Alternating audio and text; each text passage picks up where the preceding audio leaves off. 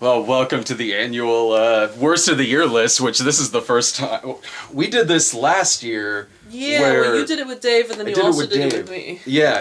This year, it's just me and you because we're the ones who have seen the most bad movies. Whereas Dave, maybe I'll have to look at his list again, but when I was counting it the other day, I was like, I don't know if Dave has enough. Whereas...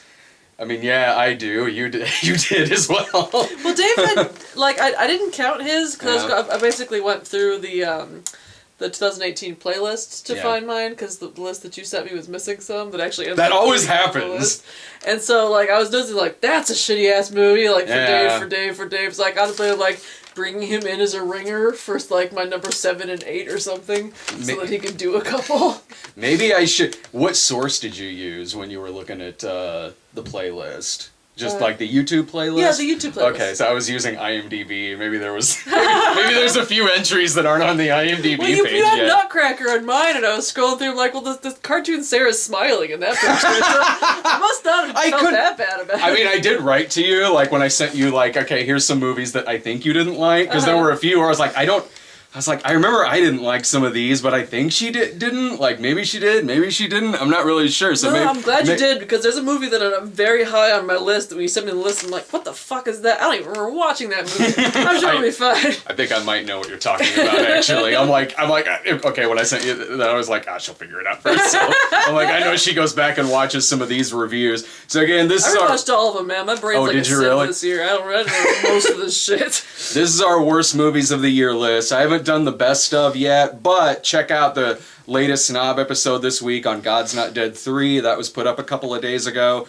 Check out like a mini Snob thing I did on the Oscar nominations that were yesterday. Plus, Ryan and I saw Replicas, and there's a couple reviews up for Dog's Way Home, so check those out.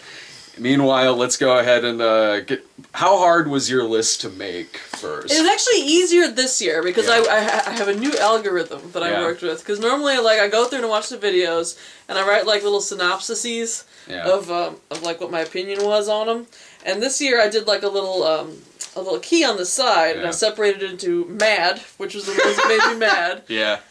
Not mad, which are the movies that didn't make me mad. Yeah. And then mad, not mad, which are the movies that I was mad but was trying not to be because of some mitigating factor. Sure. And so, like, all the mad ones ended up at the bottom or top of the list, depending which way you're reading. The mad, not mad ones ended up in the middle, and the not mad ones ended up at the top. It made it a little easier than being, like, trying to compare apples and oranges as like I normally do. I was just like, I had a very definite key for, like, how cranky I was at the end of these shits. Well, by this conversation, you could already tell you're also a way better high school student than me. Because here's my list. My list was way easier. Good fool. My GPA was like a 2.8. I can't even remember what mine was. I was probably drunk. Great because, like, I sent my ACT scores to the college, and the colleges were like, ooh, Sarah. And I'm like, and then I sent my transcript, and they're like, never mind. Is that like in Risky Business? Or is like, I'm going to community college or something also like that? I started a brothel. I don't remember very well. Right, that is how we met. Yes. No, so mine was actually really easy to fill out too, and yours, you have like all these intricate notes and everything. Mine is just a screen grab of Microsoft Paint with the movies. Mine is in my camera. But, why don't you go first at number 10? So number 10, and like I said, the not mad ones, most of them didn't make this list because it was like, they were fine, you know? Sure. And so numbers 9 and 10 they were fine, it's just that they were at the bottom of the pile of fine. Yeah. So for number 10, I've got I Feel Pretty. Oh. Which was the Amy Schumer one. Yeah, the Amy Schumer one, where it was like, she did not feel pretty, and then she suffered like a head injury and did feel pretty, mistakenly so, but then by the end she felt pretty for realsies. Yeah. And there was a couple of things from the review that pissed me off about this movie. Mostly it was just boring and not as good as Trainwreck. Oh, yeah, yeah. But she had like this really weird dynamic with the romantic lead, who was played by Rory Scovel, where she kept like mocking him for being feminine, which really pissed me off. Yeah. And also, for some reason, I was just super mad about just the concept of Soul Cycle, which is the way that that's the way that she got injured. Oh, okay. Because it was like, it's the weird like exercycles, but you have like, first of all, you got special shoes that you have to buy that like clamp into the thing. And then there's like a guy at the front just like spewing platitudes at you, like "You're awesome. What do you want to accomplish with your life?" While you like ride this exercycle. Yeah, right. You watched the review. I didn't like that movie, did I? I mean, probably not. You're just kind of like, whatever. Was I? I was madder about how mean she was being to Rory Scovel. He was the best part of that movie. I remember that. I mean, because he likes Zumba, and so like we took a break for me to explain to you what Zumba was. I'm learned. The movie was teaching me new things. It looks like though at least this year we're getting the better version of that movie. Have you seen the trailer for the Rebel Wilson movie? Yeah, that actually looks like fun. It does. It's a spoof of like rom-coms. Yeah, where she's like trapped in one. Yeah. That seemed more interesting to me than I Feel Pretty, which is mostly just like Amy Schumer making fun of herself for being kind of chunky. Yeah, it was just right. I guess I put it along there with like Snatched, really. Yeah. Where it was like, this isn't very good, and even when you read it, I was like, I feel pretty. Oh, right. Yeah, well, Snatched. Bless you. Bless you. I'm not used to having like being in a room with cats because my kitty cat died, and so apparently like I'm allergic, and so I guess not having a cat in my house is gonna be. So I apologize in advance if I'm sneezing a bunch in this video. Like after the fact, we were talking about Snatched and like having some issues that we didn't even realize we were watching during the movie. Snatched? Yeah. I remember just like the basic plot line of that movie. Yeah. I don't remember much beyond that. I remember Christopher Maloney was kind of funny in it. Christopher Maloney was funny, and it was nice to see Goldie Hawn getting work. Well, it was just like oh yeah, it totally. But like I said, this year I Feel Pretty 2 with Rebel Wilson will be much more interesting. But again, I think it's going to be better than I Feel Pretty one. Yeah. Was just fine and kind of annoying, which is why it was my number 10. My number 10. There's a lot of movies there's a lot of really, really bad movies that just aren't on my list. Like Holmes and Watson's not on my list. It would be really. You hated that movie. Holmes and Watson sucks, but I'm still listening. I'm gonna find a clean. I saw a lot of bad movies over the years, so there are some like half star or below movies that are just not on my list. Like Holmes and Watson was almost number 10, but there was a movie I forgot about that I put in later on. I forget what else isn't on here. Like Gotti's not on here because Gotti was, even when I saw Gotti, I was like, oh, I've seen movies that are a lot worse than this. This is kind of entertaining. But number 10, my number 10's a tie. I don't know if I've ever really done this with a tie, but in this particular case, I'm making an exception. It's a tie between Life Itself and which you and I saw. Life Itself is 10? I saw a lot of bad movies this year, which tells you how much worse the other movies are. This is a tie between. I'm gonna look like a wuss then. This is a tie between Life Itself and Like Arrows. What was Like Arrows? That was a movie you didn't see, but I mean, I brought it up in the Life Itself review because they're both the same movie, except Like Arrows is like the Christian version of it. Like Arrows is the one that's from the it's like co-written by the dude who did War Room, and both movies this is sounding familiar. Both movies are like non-linear melodramas taking place over the course of a couple of different generations. Like Arrows being the like uber pretentious up its own ass 90s movie version of this that thinks it's way more clever than it is only because it's referencing that screenplays exist. Whereas Like Arrows does the same thing, but in Like Arrows' case, it's like the family doesn't talk to their son for 20 years because they found an atheist book in his box. That's right, because we talked about their interview. And yeah. Then those fuckers don't deserve to be in their son's life. No, well, he comes back towards the end when he's like in his 50s. He's like, sorry, I was just trying to impress a girl. It was mostly, like, Laura and I went to go see this fucking movie. It was mostly lame, really. Like, it was really, really boring, whereas Life Itself, I have a feeling it's going to get brought up later. Yeah. Life Itself, it's...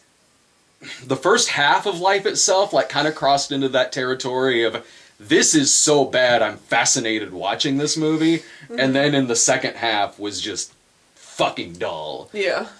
Like Arrows and Life Itself, which are similar and have kind of similar titles, is pretty much dull through the whole thing. But I'm like, these are really just the same movie, really. Like, so yeah, I tied that as number 10. So I want to ask then, Yeah. like, your rating system, how heavily did you weight Fascinatingly Bad? That's a good question, because like that's a reason why like Acrimony's not on my list. Uh-huh. Acrimony is really, really, really, really bad, but it is awesomely bad. Like, it is sort of like, this is one of my favorite times in the theater watching. Like okay, like for that same logic, like I don't think either one of us put Winter's Tale on our bottom 10 that year, because I feel like we must have just out of principle. no, you didn't, because I remember, because it was in that list that when I was sending you the bad movies that you go see, Winter's Tale was in it, and you texted back and yelled at me. Okay, yeah, that sounds like it. But I know what you mean, because there are those movies that are in that category, but are so technically inept that they have to be on there, like Snowman? yeah, and Kirk Cameron Saving Christmas, like that. Whereas Acrimony, just I'm like I love this. Is a bad movie. I love. It's not on my list. So I remember loving the preview for that one. That was just, like Taraji P. Henson, Yeah. and just like sitting in the shrink's office, just like chain smoking, and there's like droop. That is a really good scene. That trailer makes it look like it might actually be like kind of good. It did. The movie is, when you watch the movie, you get 15 minutes in and you're like, Oh no. yep, this is a Tyler Perry movie. Well, like, you would never know from that trailer that a huge plot line of that movie has to do with the guy trying to manufacture and sell a battery. You need to see this movie. It's so good. But You're selling it, I'll tell you what. you would have the time of your life watching this movie. Irving and I were like fascinated by this, but like, so okay. So do you want to talk about life itself now, or when it comes up No, on my I'll bring list? it up. I'll bring it up later. Okay, because you know what's on here. Oh yeah, that's why I only kind of briefly talked about it right now. What's your? So my number 9 is Overboard. Oh yeah. Watching this review, you hated this movie way more than I did, and I think. Did I? Yeah. Okay. Because you like the original so much, and I liked this movie perhaps more than was fair.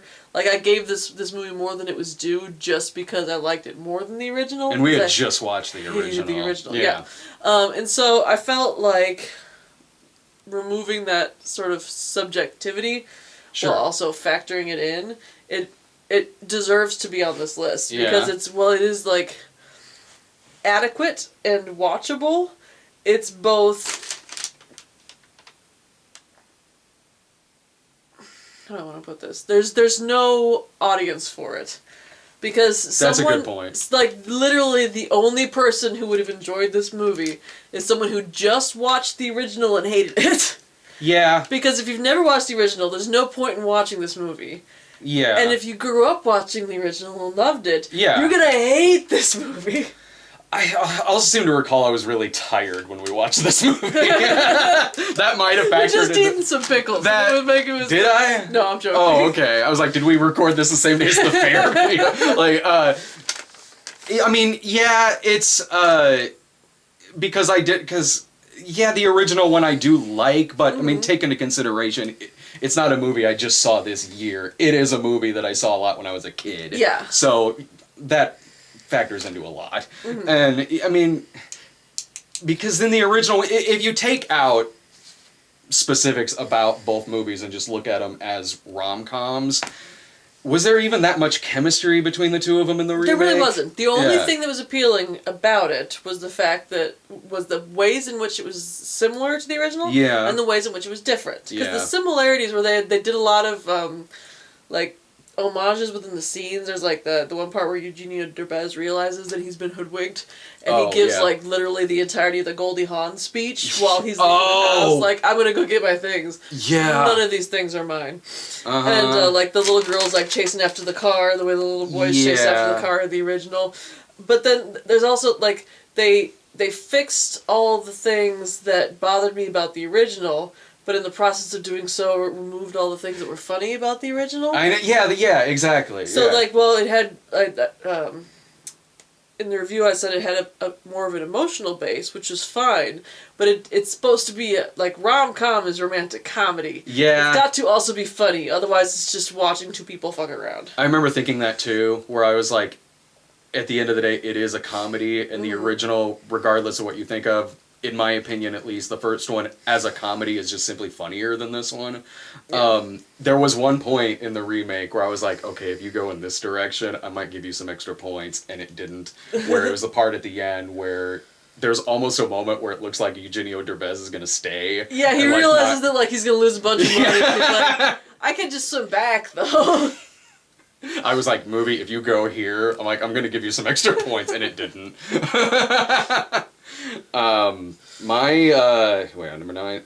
My number 9 is London Fields. What is London Fields? London Fields is the Billy Bob Thornton Amber Heard movie that was made. You can tell this movie was made a few years ago, and I'm going to get into why in a second. But this is supposed to be like a modern like film noir where she's like this femme fatale, and Billy Bob Thornton is a writer who's in this hotel and is trying to solve this murder mystery, which you know from the beginning what the fuck's gonna happen at the end of this goddamn thing. But this is one of those bad movies that's hard to describe to somebody who hasn't seen it because it's random. Like, Jim Sturgis is a supporting character in this who's one of the most unappealing supporting characters I've seen in a movie. Sounds familiar, but I'm not across the universe. Okay. He plays this guy who has just these funky teeth through the whole thing and is constantly acting like this through the whole movie. Like he's parodying a Guy Ritchie character, kind of, and it's random. So halfway through, there's a scene where he has a sex scene and starts dancing to Money for Nothing by Dire Straits. I want to watch this movie. I'm making it sound more interesting than it is, and you're not going to want to watch this movie, trust me. It's not like the Oscar Isaac and Ex Machina dance scene. Here, oh, no. No, this was way more... This felt like whoever made this movie had just seen that movie and decided to randomly put it in this fucking film. So this movie, while it's about, like, this femme fatale murder mystery where Amber Heard is, like, you know, like that kind of character that seems like she's out of the 40s, but it's in the present, then... halfway in, it turns into like a Kingpin-style darts competition movie in which they are playing darts against this gangster played by Johnny Depp. So you can tell when this movie was made. I was about to say, is this before or after him and Amber Heard broke up? Oh, it was before. Yeah, this movie was made a few years ago and has sat on the shelf since then. So he's in the movie as this, like, gangster Elton John kind of figure. And Laura and I are the only ones in the theater. They have a makeout scene in this movie, and Laura and I are just going, this is a little awkward. It was a rough sick, because it was one of those bad movies where it's so kind of non-linear and random. That you lose all sense of time? Yeah, where you can't... I'm like, are we towards the end? Are we at any kind of arc in this fucking film? No, we drove to Decatur to go see this piece of shit. Oh, thank God. Yeah, that's my number 9. My number 8, it wasn't on the list of movies you gave me. Oh. It's called Every Day. Do you remember Every Day? No. What the fuck movie? Oh my God! Was that the time one with the alien? With the space baby! Oh my God! You know, when I saw it on the list, you know what I think I thought it was? What? Probably that Everything that we went to go see. No, that was last year. Yeah, okay. Oh my God! This year we saw Midnight Sun, which barely didn't make the list, and we saw Every Day, which did make the list. Because of the implications. No, man, yeah. Like, so if you're not familiar, Every Day, just Every Day, is about like this girl whose boyfriend gets taken over by a space baby, who every day jumps to a different body and inhabits that, like pushes the consciousness out of the body that pre-exists there, and inhabits it for a day. And then, depending on where that body is at the end of the day, they jump to another body at, like, midnight, or it was like 6, it was some arbitrary time, and they'd set the person's phone alarm to know when they had to, like, be at home and in bed, so they didn't just, like, leave a person's body in the middle of a field. Yeah.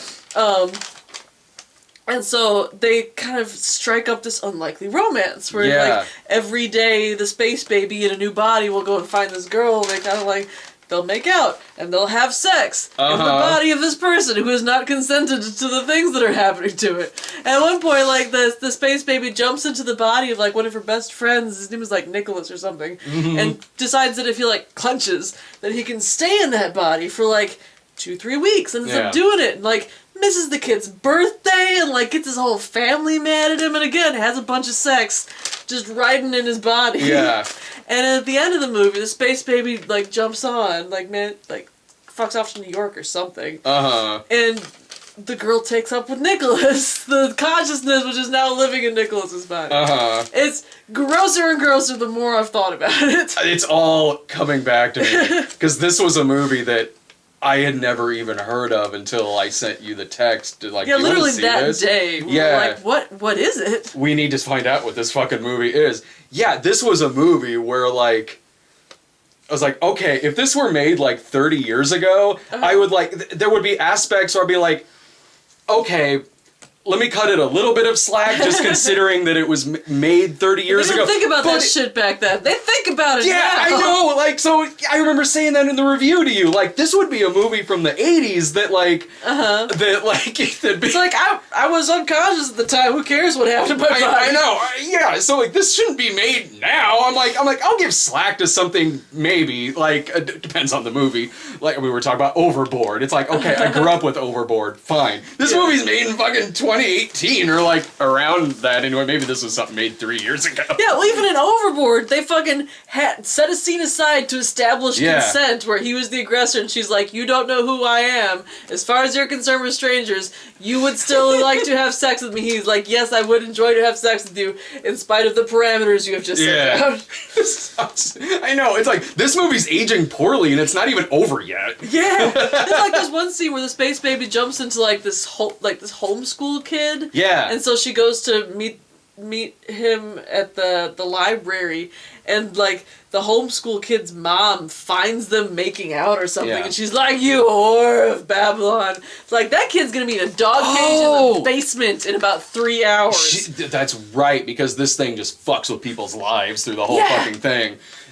Right, like it's like that part was particularly monstrous. The worst part was the kind of chubby kid that missed his vacation. Yeah, missed the family vacation so that they could go off to the woods and have sex in his body. But yeah, close second was that homeschool kid who again never saw the light of day after that. I don't know, I kind of love this movie while we're talking about it. We called it fascinatingly bad. Yeah, I forgot that we saw this fucking movie. It's a good thing this isn't one where I'm like, shit, that should have been on mine. I'm like, no. Like, no. If it's... Yeah, these movies are worse than that one. What's your number 8? Reprisal. Which I think was maybe only in like 1 or 2 theaters in the country. This is an action movie with Frank Grillo and kind of Bruce Willis. Bruce Willis is just like spliced into this movie. Like, the Humanity?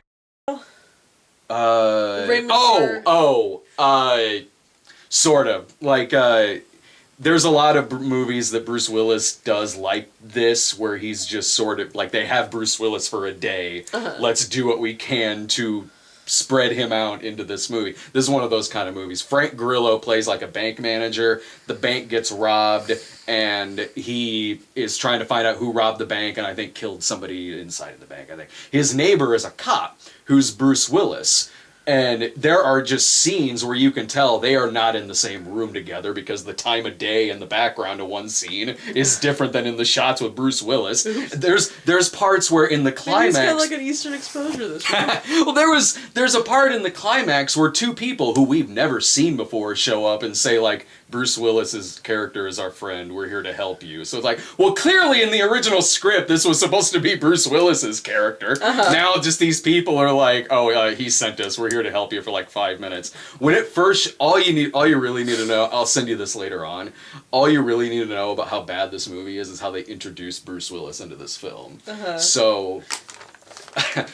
Frank Grillo is going outside with his wife. You see what is supposed to be Bruce Willis in the background in his driveway, like he's working out or playing basketball with himself, and it's obviously just this bald it might as well be me in the background. Like, this is clearly not Bruce Willis.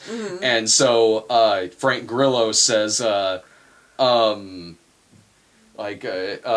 don't get too tired, old man, or something like that. And then it cuts to this B-roll of Bruce Willis spliced in as if it's supposed to be this reaction shot, but it's clearly from later in the movie. And then it cuts to then the back of the head of the stand-in and some voice doing a horrible Bruce Willis impression, going, "I'll take you anytime, punk!" Just like background arm moving like that. It's just... and then Poochie goes back to his home planet. Yeah. Oh, yeah. Like, Bruce, like, Dave and I went to go see that Death Wish movie he was in, and I liked Bruce Willis in that movie, and Dave really didn't. Dave said, like, he seemed like he was sleepwalking, and I go, I don't know, man. I just saw Reprisal. Your bar is way lower. Yeah, I'm like, he is at least showing emotion in Death Wish. Like, he's barely in Reprisal, and he's like one of the leads. But you got the reference out. It wasn't Oh the Humanity, it was Oh My God. It was one of the Godzilla movies where they had just like cut in scenes of Raymond Burr reacting to stuff. As Steve Martin. Yeah. Oh, yeah. That was done way better than this film. Yeah, they kind of Godfrey Hoed Bruce Willis into this movie. What do we got? 10, 9, 8, 7. So number 7, we're getting into the Mad Not Mad movies. Oh, okay. I've got Wrinkle in Time. that one's not on my list. I hated that fucking movie. I was like, you hated it more than I did, yeah. man. But like for me, I couldn't even finish watching the review. Yeah. Because first of all, it was one of those ones where we're obviously at loggerheads, which is fun in the moment, but hard to watch. 'Cause it's like, oh man, Brad and Sarah are fighting. I love it when it's this kind of movie, because we both didn't like this movie. Yeah, no, we're just arguing about what level of hatred we should be applying to it. And also whether Dark Crystal was a good movie or not. Oh, I'm not a huge fan of Dark Crystal. And again, neither am I. Yeah. It was a weird argument. And again, we enjoy doing it in the moment. Right. Because we're debating people. Yeah. It's just kind of hard totally. to watch. And I understand how people get mad in the comments. Like, oh no, Mommy and Daddy are fighting. But Wrinkle in Time, it's like... I struggled not to be mad at it because it was very obviously not for me, and like there were so many people on the internet at the time who were mad about the stuff that they had changed from the book. Oh, and I didn't want to be one of those guys because you're allowed to change shit from the book, especially when it's a book where certain aspects of it have not aged that well. It's a very Jesus-y book, and it's a very proselytizing book. Like it's chock full of like speeches about the power of love and also the power of Jesus and how Jesus and Einstein would have been bros. And they got rid of a lot of that in favor of like the worst child actor I've seen in a very long time. Charles Wallace talking like an adult to various people. I hate that shit. Yeah, no, it wasn't that good. No, like it wasn't. Even divorced from the context of having just read the book in preparation. Yeah. And like being mad about the different decisions they made for changing the witches from like old ladies to random young sparkle fairies. It's just not a very good movie. Yeah. Like, and that's that evidenced by the fact that you really, really didn't like it, and you hadn't read the book. No, they mentioned in the video that they read it to you at school. But you don't absorb very well when people read stuff to you. No, I don't. So I was checked out. Yeah. And these were the days when I was on Ritalin. So this movie was almost like I had like 4 movies where I kind of set them aside and was like, well, let me see what else came out this year. Like these are possibly maybe could be like number 10. That was one of them. Because I remember hating this movie and I thinking like it. Like it felt like someone from an insane asylum wanted to make hair. I think you actually said that. Did I say that? I thought I said something like that about that movie. I wish it was a musical. Oh yeah. Where the reason why I didn't, because I was weighing it against a few other movies on there, and I was like, okay, with this, there are a couple of good scenes in it, like the scenes with the girl and Chris Pine. Her dad were Chris really Pine good. did a really good job in the scene where like they get. Reunited, where she like finds his invisible room. That was good. Like it got a couple tears out of me. Yeah. I've said before, and I'll say it again. Just because the movie makes me cry doesn't make it good. No, because I'll cry sure. at fucking a commercial. Yeah, I mean, because that was even. I mean, even I agreed with you on there, where I was like, no, that was a really good scene, and that honestly is why I was like, okay, yeah, life itself is way worse than this movie. Like this at least had like a couple of decent scenes, and then Oprah's 60 feet tall, and they're riding a plant monster. Yeah, like, upshot basically. My point in the review is that there's probably some like 10 to 12-year-olds that thought this was the tits. Yeah, but that doesn't make it a good movie. I don't like it. No, it's on my bottom 10. I see a lot of really bad kids movies that the kids probably like better than I do. I'm sure there's some kids out there that like Sherlock Gnomes. Let's see, number 7. Show Dogs. That's Colby. Oh yeah, fuck this Disney Channel version of Tequila and Bonetti. Give me Tequila and Bonetti that has like the talking dog going after a serial rapist in the second episode, where the guy kidnaps a girl and like is threatening her with a blowtorch. Fuck this Show Dogs movie with where they're after a missing panda and some shit. It was, I mean, this movie sucked, man. It was annoyingly bad. Like it felt like a bad movie from like 15 years ago, where Tequila and Bonetti comparisons aside, like this felt like really early 2000s. Like it's from the director of Smurfs and Scooby-Doo and a couple of other movies. I think he did Beverly Hills Chihuahua. Like I think. I thought Scooby-Doo was directed by James Gunn. He co-wrote it. Oh, okay. This guy directed it, and which is maybe why Scooby-Doo is the better movie of like the 3 that I mentioned, because this felt like just something like. It's like, was this made 15 years ago and it's in theaters now? Like last year with 9 Lives. The only laughs I got out of this movie was that I was watching it with Dave, who was having none of this. He got home still mad about this he movie. was pissed. And like, I mean, the movie's, because all the voices are really obnoxious in it. The jokes are lame and stupid. And it's a lot of just really lame, bad toilet humor throughout a lot of it. And there again, it's this dog show where they've kidnapped this panda that they're just keeping in a closet outside of everyone else. They just randomly find it at one point in the movie, the CG baby panda, and then a tiger like practically kills the villain in an airplane at the end, and the airplane goes down. Dave and I are like, did the tiger in an airplane just fucking kill this guy? No, at the end he's like got a mugshot. I'm like, all right, whatever, he survived, I guess. But there were a couple of times in this movie where Dave is sitting. It was one of those bad movies where Dave just turned over to me slowly and just went like, "Fuck you." I remember he came home and I was asking about the bikini wax scene, because that's the scene that all the parents are mad about. Yeah. Because it's like this dog's getting bikini waxed against his will, and they told him basically just lay back and think of England. Go to your happy place. And his reaction was, that wasn't even the worst part of the movie by far. No, because in the movie, when I say this movie feels dated, when that's in the movie, it's like one of those turn your head and cough jokes. You know what I mean? Like that you would see a lot where the guy's got to go get a physical, and it's one of those jokes in the movie. So when that happened in it, Dave and it felt par for the course. So what we had already seen, if that makes any sense. Like, so we didn't think anything of it. It was just like, all right, here's just another stupid thing that happens in this movie. And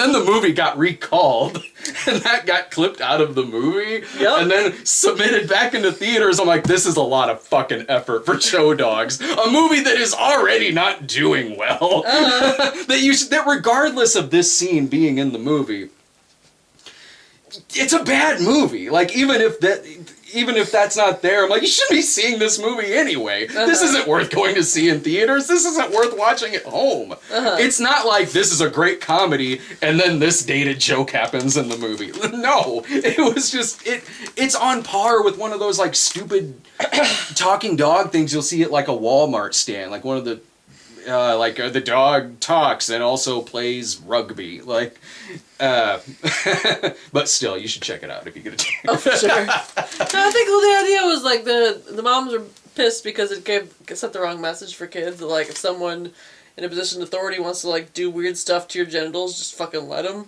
And after, like, all this stuff with, like, the gymnastics coach or, like, that one football coach who was just, like, giving boys massages. When you compare it to that, alright, I see what you're saying. Yeah. Like, for me, I thought they had a point, but that's without having seen the movie. Having seen it, and look, I mean... You know like, me. You know, cut it. It still sounds like a terrible movie. I mean, you know me. My sensibilities on that kind of thing are different than a mother. Yeah. So sometimes I have to kind of set myself aside from that a little bit.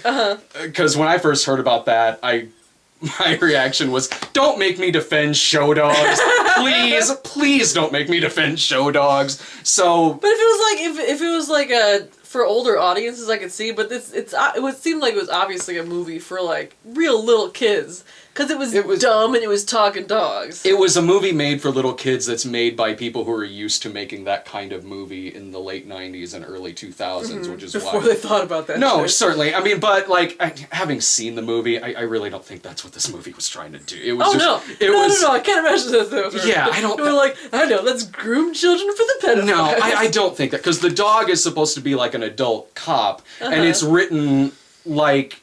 His humor is written like he just doesn't like getting a physical exam. Like those old, like, Three Stooges turn your head and cough shit. Yeah. So, but, like I said, there's not in a million years would I've ever thought that about this movie. But when you're comparing it to, okay, the gymnastics stuff that came out, like, I'm like, okay, alright, I see that. Still... I don't think it was worth taking this fucking movie out of theaters and re-editing the goddamn I don't think it's worth putting the movie back into theaters. No! It's just like, okay, we fucked up, no more show dogs for anybody. Yeah, exactly. It's like, guys, you should just use this as your excuse to take this out of the fucking movie. Jump on your ice floe or whatever. That was show dogs. So my number 6, and again, this is a mad, not mad, was Jurassic World Fallen Kingdom. Yeah. Again, I wasn't as mad at this movie as you were at it. Oh, in the review, and I think that's mostly just because it wasn't as bad. It didn't piss me off as much as Jurassic World did, but it was still a terrible fucking movie. And again, had some pretty terrible implications. Did it? Yeah, there was this whole thing at the end where, like, the little girl decides to let the dinosaurs out. Fuck that shit. Yeah, sorry. Spoilers for Jurassic World: Fallen Kingdom. She just lets the dinosaurs roam the fucking United States free as a fucking bird. They have the same genetic makeup as me. Like, so? Blue goes to Arizona. Like, as I said in the review, she's gonna eat so many toddlers. Yeah, man, it's gonna turn into Alien vs. Predator Requiem like that. Yep. Now this. And it's we called it a cynical cash grab garbage.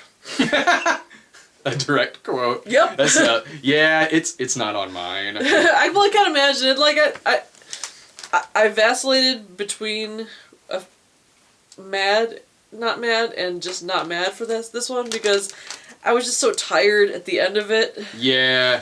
And I was just happy that it wasn't like Jessica Chastain and Chris Pratt hate fucking each other, and like her bemoaning the fact that she's gonna have to become a mother someday because it is the way of women. But again, it's not good, and it had some like super jerk-offy moments, like when that one dinosaur is like dying. Oh, the Brontosaurus part, and it's like. Like, movie, you didn't earn this shit. No, they put it in there to make me cry. I didn't fucking cry. I was mad. Yeah, I was because that one shot, it was like, if everything else around this movie was better, that shot the same exact way and presented the same way, would be good. But it's like, this is a terrible movie, and you're putting in... If they had made me feel about the dinosaurs the way I felt about the dinosaurs in, like, the original Jurassic Park, had those moments of, like, Sam Neill feeling the dinosaur breathe. Oh, yeah. Or, like, the little baby dinosaurs hatching out with B.D. Wong looking down on them like a freaking doting-ass mother.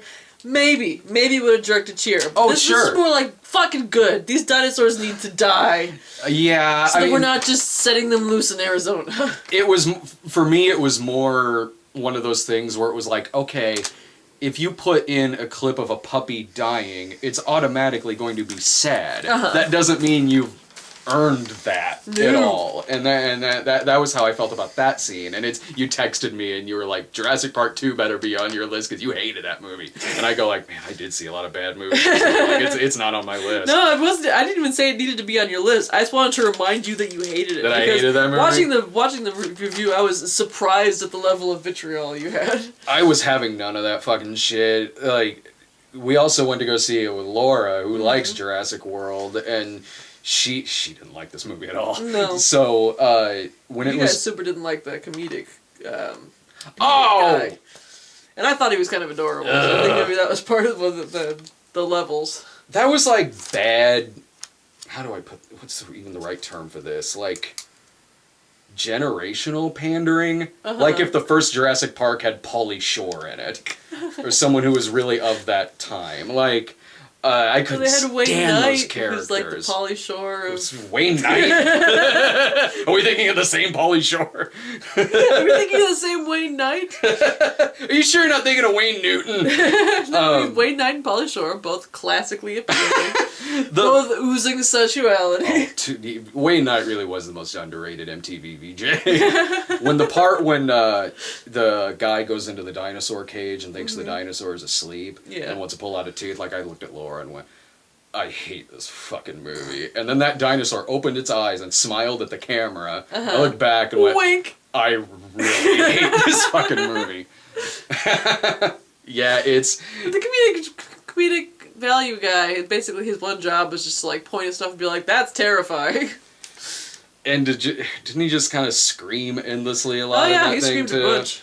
That's the most dialogue I kind of remember from him. Yeah, so I don't have a whole lot to say about Jurassic World Fallen Kingdom.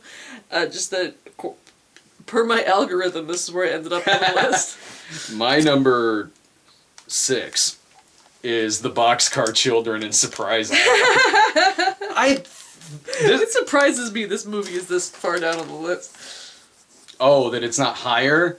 Well, this was one of those, though, and I have a couple on here where I was like, should I put this on here? Because this was like a one-day, like, Fathom thing. Like, was this even intended as a theatrical release? But where I came down to, like, all right, I'm putting this damn thing on the list, is that because it was a one-day Fathom thing that was out, the tickets were higher than your usual screening. So you're sort of like a cost value analysis. Yeah, this was like the tickets for this were more expensive than the tickets for like Coco or a Pixar movie. Like that is okay, yeah, I'm putting this on here. This and it's only like 80 minutes too.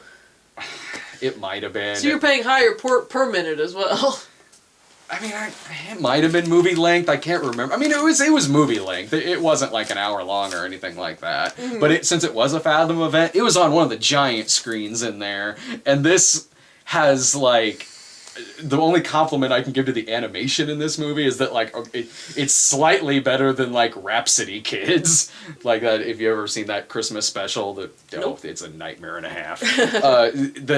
The animation in this is just scary. Like it is scary, but everyone's just dead-eyed. It looks like it's like $20 it was used to make this movie. When characters get wet, nothing about their clothes or hair changes. Nothing happens in this movie. These kids are just on this island, and you're waiting for, like, is there going to be some surprise on Surprise Island? Not really. There's a whole part in there where they get up and want to make clam chowder, but the kid's like, but we don't have onions! And we could grow some in a garden. And then they do. End of Act 1. And there's a part... Meanwhile, 3 months later... But they're spending their summer on this island, and people are they have food and everything, because Dane DeHaan is taking care of them. And they find a skeleton at one point, and then I'm like... Who's... Oh, don't worry, it's solved really quick. Okay. Like, so they find a skeleton, I'm like, good, alright, we have a mystery here, an hour into this film. Surprise! No, like, 2 minutes later, Dane DeHaan is like, oh, there used to be some, like, tribes that lived on this island, and that's one of them. End of that.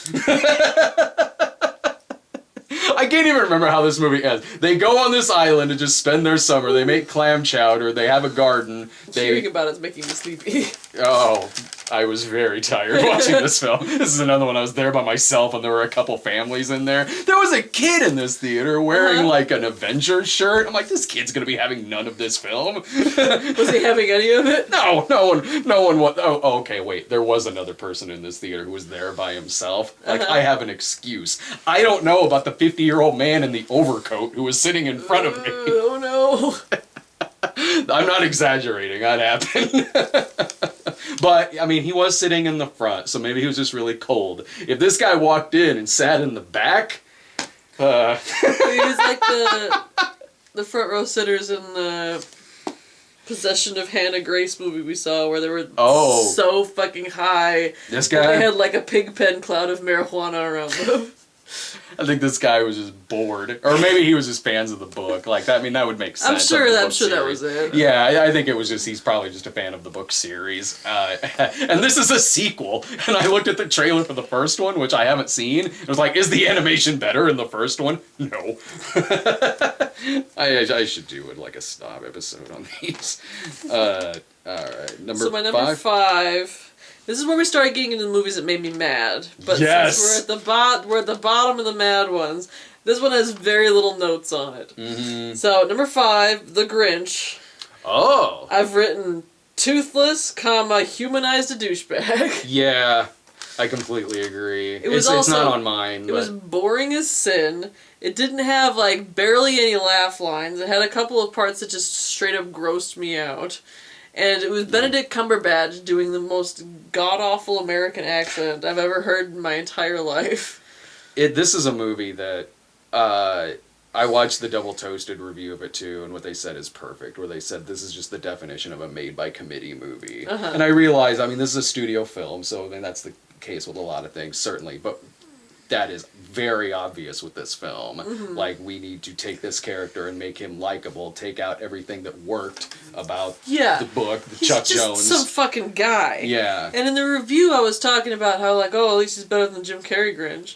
But, like, since then, I watched more of the Jim Carrey Grinch. And I like it a lot better That dude's a fucking sociopath. I like it a lot better. Like, he threw an entire child... Like, there's, like, a Tumblr post where it's, like, Jim Carrey Grinch ate glass and threw an entire child in the garbage can. Yeah, in that one, regardless of what... I did watch it again recently, and having seen the Illumination one, I'm like, you know what, I like this movie. If there's one compliment... Like Christine Baranski just trying not to, like, leave a wet spot on the couch talking about the Grinch. Yeah. For some reason, it was making me laugh every time. No, same. Like, because I was like, if there's a compliment I'll give the Illumination one, it really makes me appreciate the Jim Carrey one. And then watching it again, I'm like...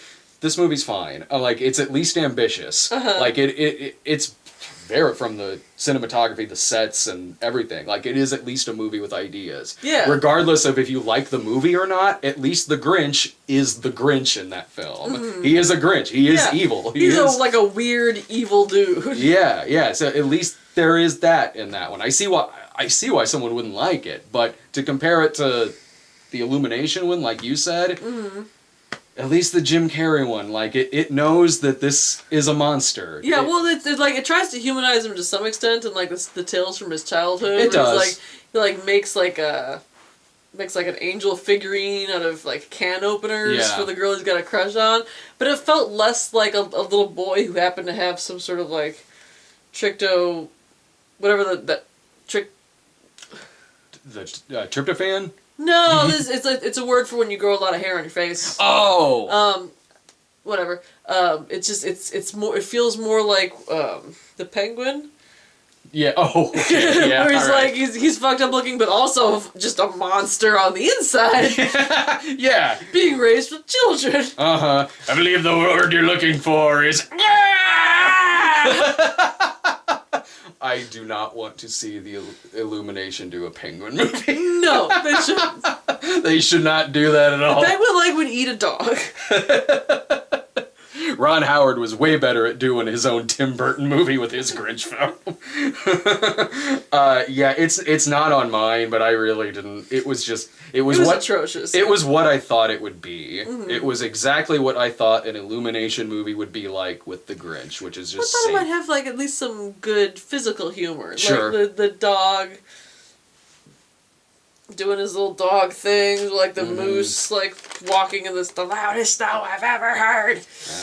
But it was just like every time they made an effort to have like a little like a silent comedic timing vignette, it just fell completely flat. Yeah. And it was interspersed with Benedict Cumberbatch as Grinch spitting pickles back into a jar and stress eating because he doesn't like the holidays. Yeah. Yeah, he just felt like a guy who's just like grumpy sometimes.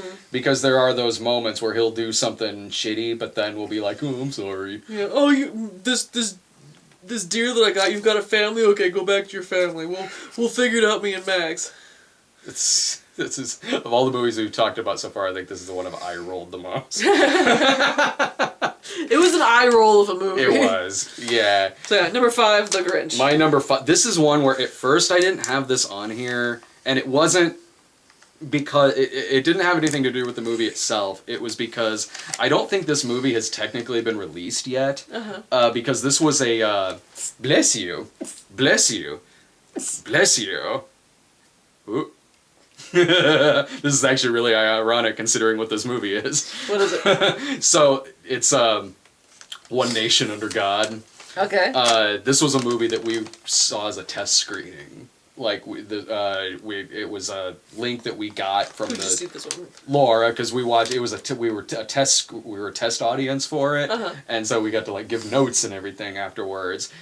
And I don't think the movie has actually been released yet. So at first I was like, all right, maybe I should put this on next year's list if this movie gets released in 2019. Maybe it has been put on DVD now or something. I honestly don't know. But I went ahead and put it on this one because I was like, you know what? By the time next year comes around, I'm probably going to forget. Yeah. I'm probably going to forget I saw it, let alone even look to see if the movie's come out yet. Like, what if this movie comes out 5 years from now?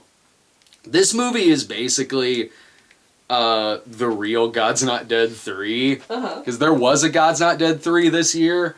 And that movie's not on my list because it honestly wasn't that awful.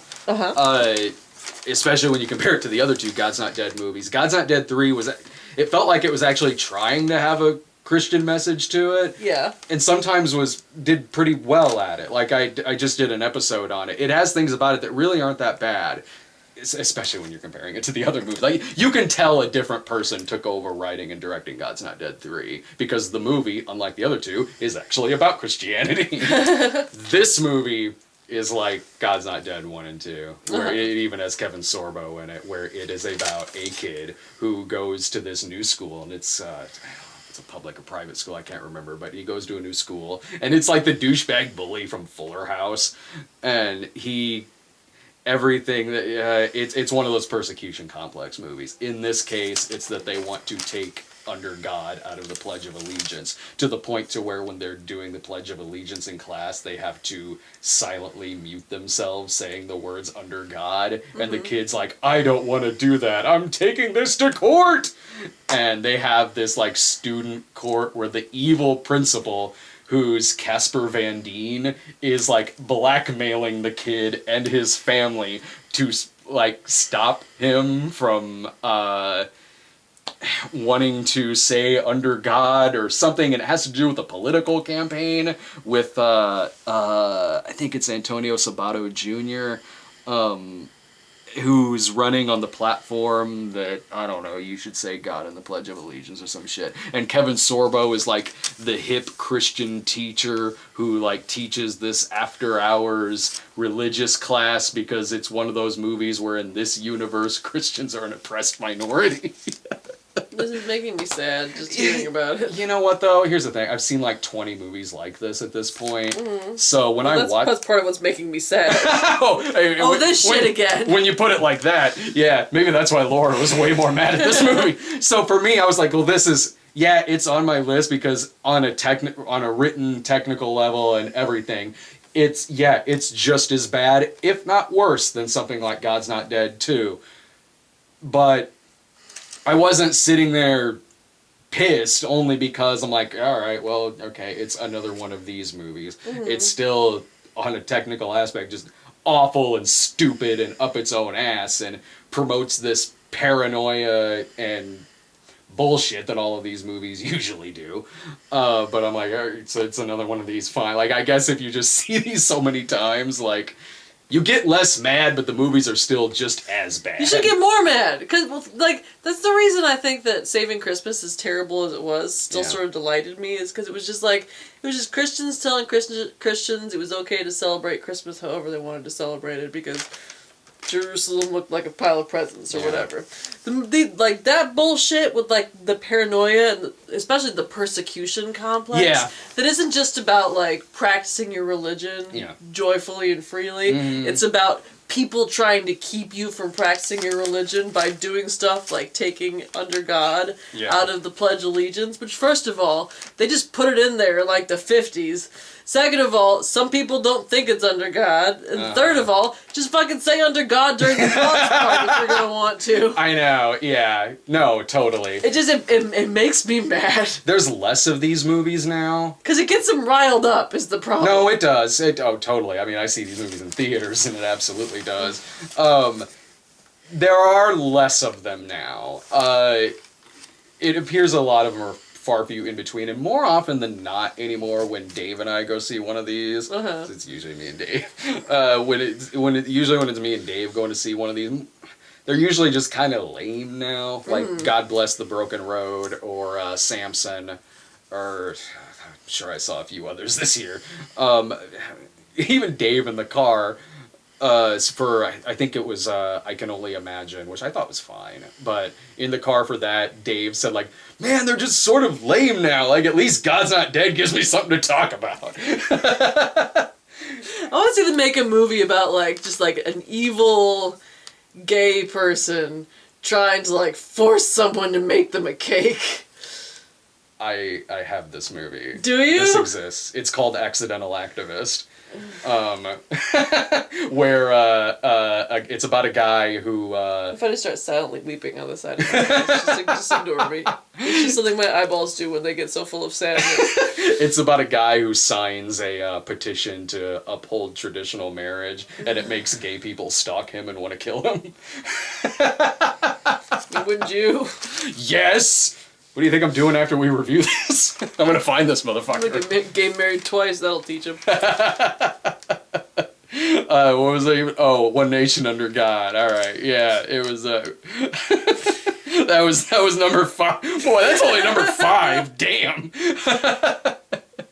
Oh, yeah, okay. I was looking at my number 4 and was like, is One Nation Under God better than this? I'm like, okay, I'm trying not to peek, because I want it to be a surprise, but Yeah. I feel like we have had, like, 0 overlap this year. Right. Which is, usually we at least have a little bit, but you've been going to so many of those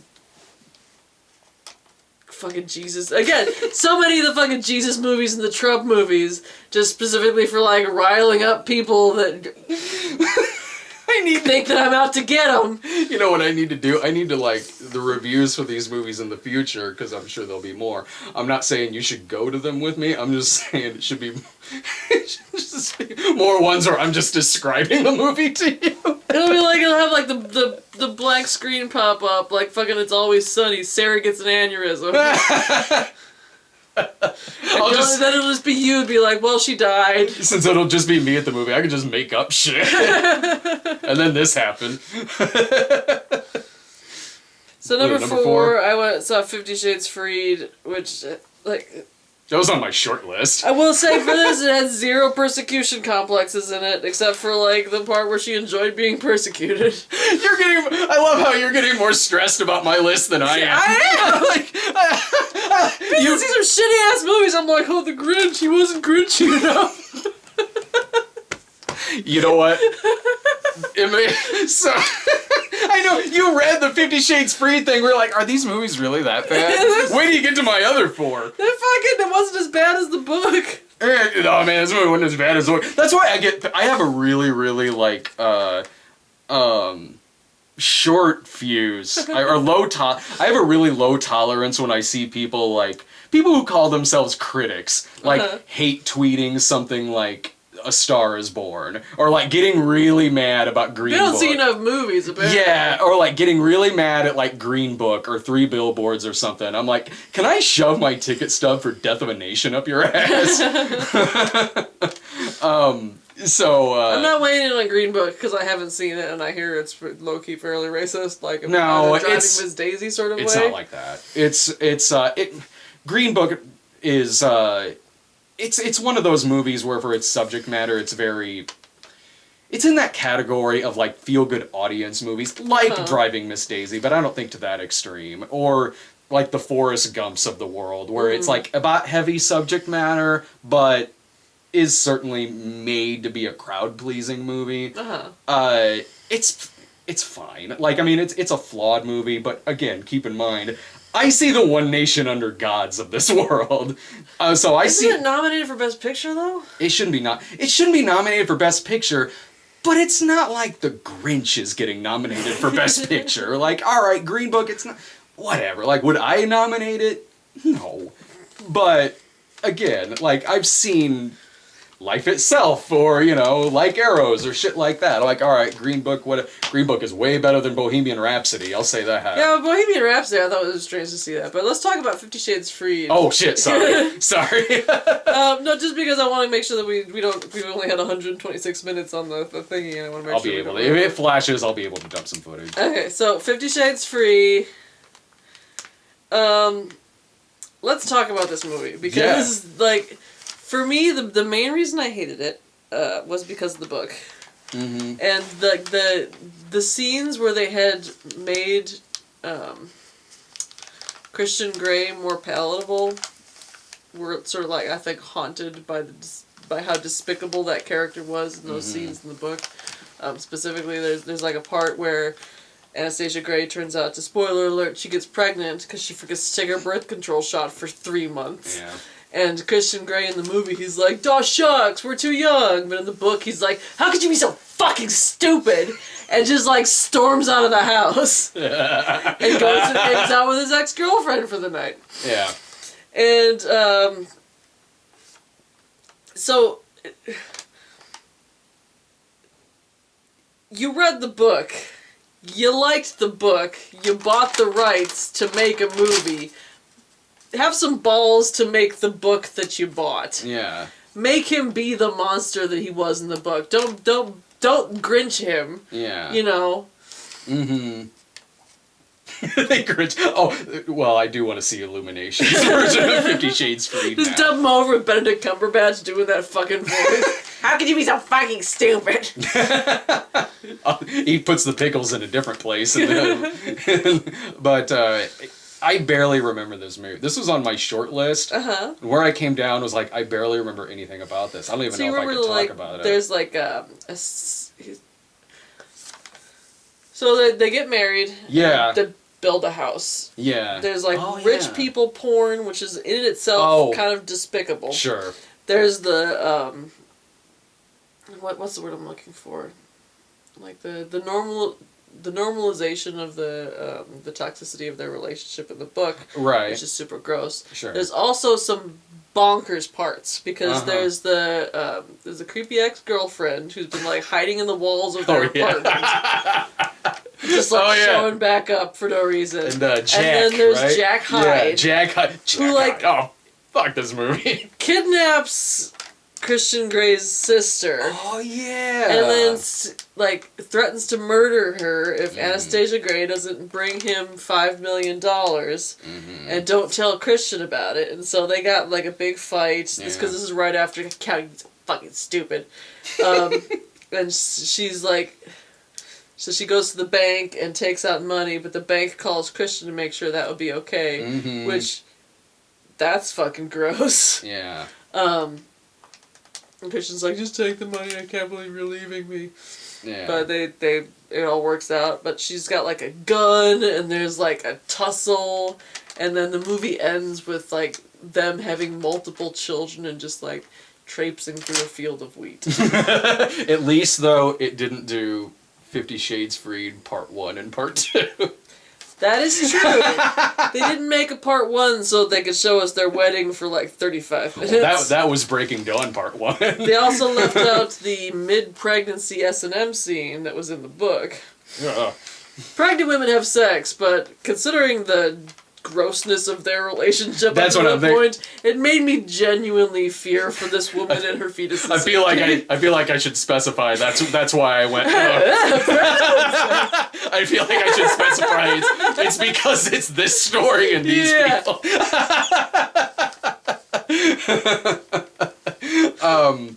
Did you like it better or worse than the others? Did you think this was the worst one? This is the one that I'd be most likely to show a party of people. Oh, okay, yeah. Because again, when shit breaks, it breaks in like 5 different insane directions. Yeah. It's also the one where Christian is the least reprehensible. But again, that was not a point in this movie's favor, because if you're gonna make 50 Shades free, make the monstrous bullshit that was in the book you bought. Yeah. Yeah. And it was still packed when we went to go see it, I think. This was also the movie where Christian Grey realizes that the woman he was in a relationship with when he was a teenager, an underage teenager, was probably not as on the up and up as he had suspected. Okay, because he's like, I'm gonna have a kid. Yeah. This woman might hit on my child, because hitting on children is a thing she historically does. Yes, but this is one thing that upset me about this movie, because the trailer promised me that Kim Basinger was going to be in it, and she is not in the actual film. He hangs out with her off screen. Yeah, this is clearly a deleted scene. Time to get the DVD. Yep. So yeah, that's my number 4, 50 Shades Freed. Well, mine is, may not upset you as much as some of the previous ones. My number 4 is Life of the Party. Oh, that was the Melissa McCarthy one. The college one. Oh, thank God. Oh, that's how bad it's gotten. Oh, thank God it's Life of the Party. Here's why, because I looked at where to put One Nation Under God on this list. Mm-hmm. I'm like, do I put it before or after Life of the Party? The reason Which is worse? The reason why I put Life of the Party worse is probably a stupid reason, but like I was like, well, at least One Nation Under God has a beginning, middle, and end. Whereas fucking Life of the Party, which I was way more pissed off at, whereas Life of the Party is just, it's one of those ad-lib ramble comedies where there's like no script here, and if there is, they're not using it. It's just these actors ad-libbing their way through the whole thing. I can't tell what the story is, even if there kind of is a story or arc to begin with. So I don't know when this movie is nearing the end. I don't know when it's getting to any kind of climax, and then when it does, it has like 10 of them, where they have to... Sounds pretty nice. Well, they have like this party at the end to raise money so Melissa McCarthy can stay in college, and they promise the students that Christina Aguilera will be at this party. Yeah. Forgetting the fact that Gillian Jacobs' character in the movie, who's in the sorority and is an internet celebrity and a millionaire, like you could just whatever. So whatever. They're like, I'm like, all right. So they forgot that she's like an Instagram celebrity. Okay, fine. So then everyone's like, oh, how are we going to tell him Christina Aguilera is not going to actually be at this party? And guess who shows up? Christina Aguilera. She does, because Melissa McCarthy's roommate goes, oh, did I not tell you? I'm cousins with Christina Aguilera. And how I felt watching this movie was kind of like when you were watching 50 Shades of Black. Where I was about as mad during this thing and was kicking the seat in front of me because it wouldn't end. Like fucking 50 Shades of Black. It wouldn't fucking end. It is like, there's some Melissa McCarthy movies I like, and overall I like her just fine. But this movie is almost like a stereotype of everything bad about her bad movies. And Irving went to go see this movie with me. He was having a great time because he was watching me score through the thing, because he's seen a few more of her bad movies than I have. Like I wasn't at Tammy his or some of the tolerance was a little higher. It's kind of like me with One Nation Under God, I guess. So like, yeah, his tolerance was a little higher, and he was just laughing at me going, finally you're at this shit. So I think if you watch the review, he says that. He's like, I'm just glad you're the one who's more mad than me. It was, Laura went to go see this one too, only because she was like, well, if I hang out at home, I'll probably be bored, so I'll just go with you. Should have just hung out at home. We got 10 minutes in. I'm like, you're regretting this, aren't you? I just want to leave. We're only 10 minutes in. We got almost 2 hours left. So that was easily the worst comedy that I've seen this year. Yeah, that was bad. That was one where I had to think, like, was Sarah at that movie with me? Oh no, it was Irving. Nope. So number 3, Kin. Oh yeah. And this is the movie, like, literally I watched the review and, like, I'm apparently a goddamn psychic. Because in the review, I said, it's gonna make my bottom 10, and I'm gonna go back and watch the video. Kin, what the fuck was... Oh no! I'm gonna forget the title with a generic-ass name like Kin.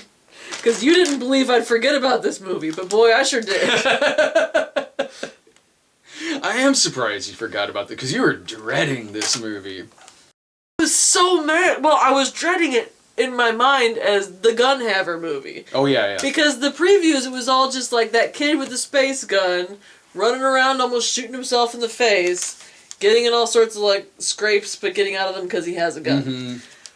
That was not what this movie turned out to be. It was a kid running around with a space gun, trying to not let his monster of a brother murder him. Oh, yeah. Through negligence or inaction. Yeah. Up until the last 15 minutes of the movie, in which it turns out he's a space baby. With Michael B. Jordan. Michael B. Jordan's, where he's got, like, there's, like, a prophecy and, like, a portal to a snow planet and, like, a birthright that he's not allowed to have yet, but they have to take the gun back and leave him with this, like, this brother who's so inept that he managed to get the father murdered. The brother almost murdered like 5 times, and they're both like on the lam because he pissed off fucking James Franco gangster by murdering his brother. Yeah.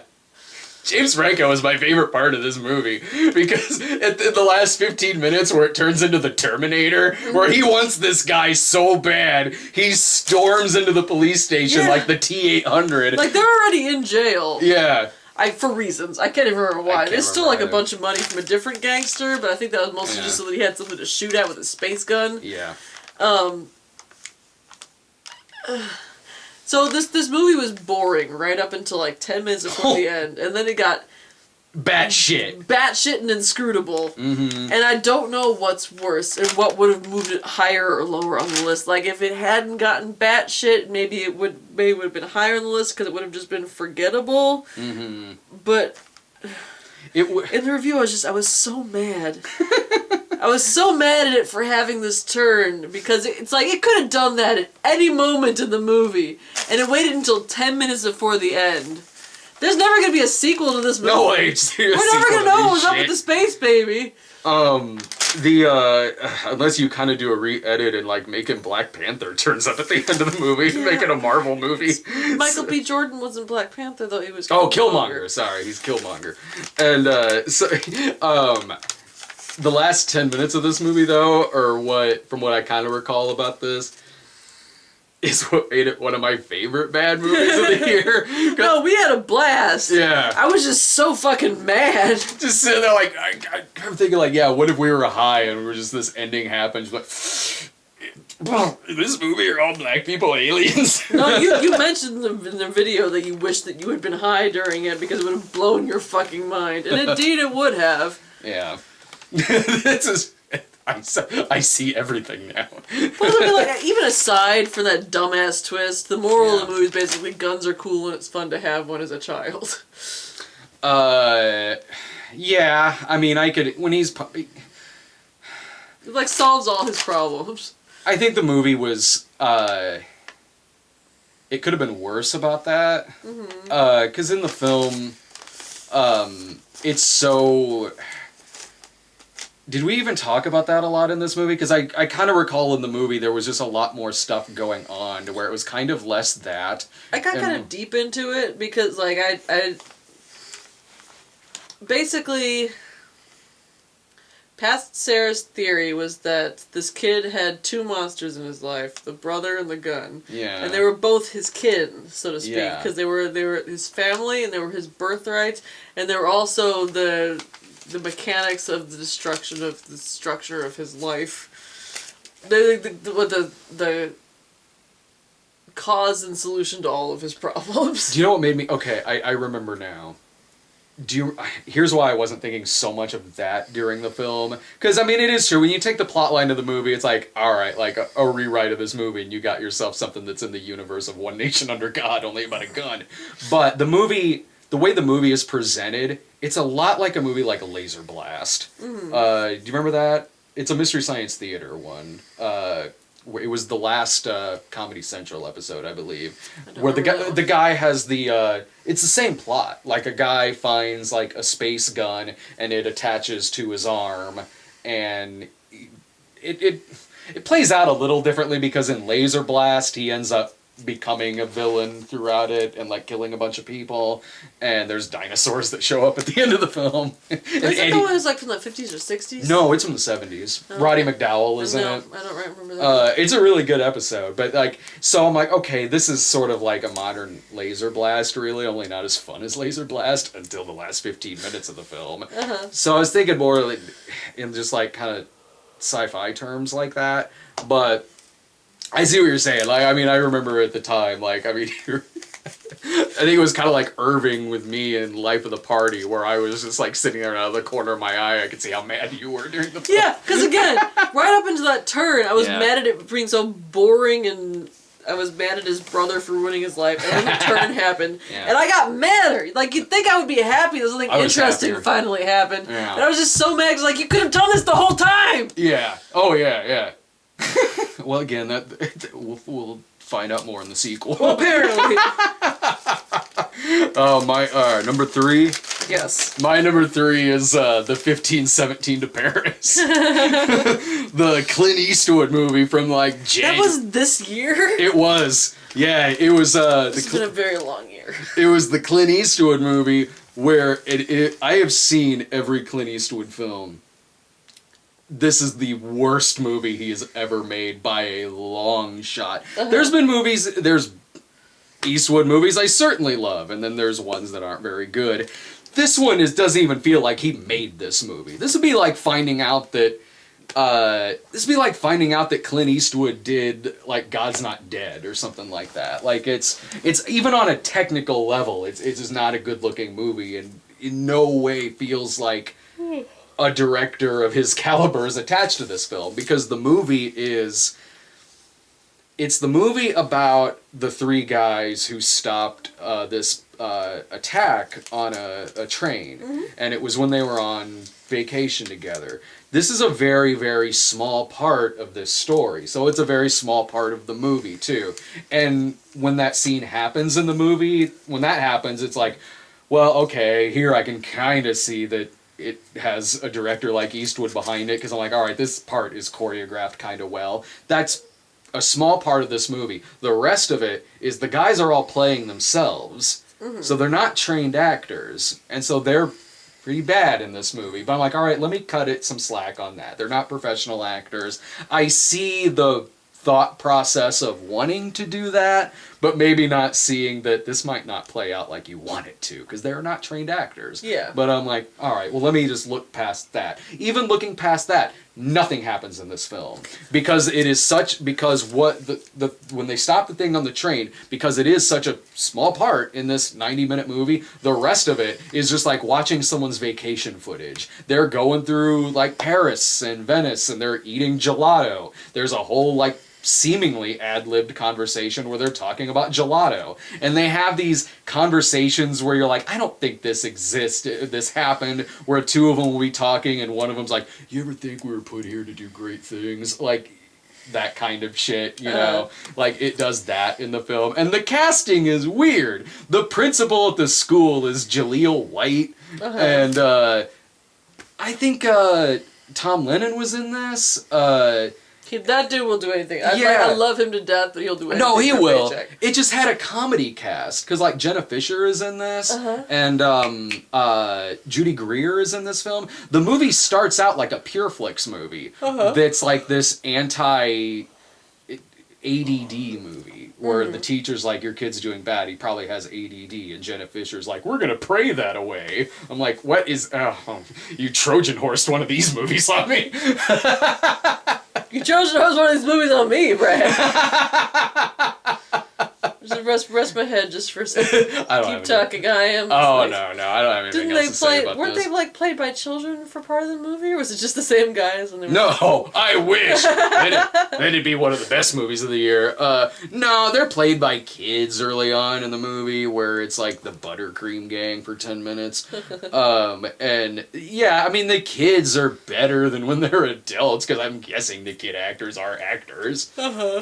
Yeah, this came and went. This bombed. It had like so when the Mule came out, I'm like, the Mule wasn't even that great, really, but it was better than this. I saw the Mule, and it was a rental. Like it was fine. Like I was at least like well, you were there in the chat for that review because I think that's when Dave shot the.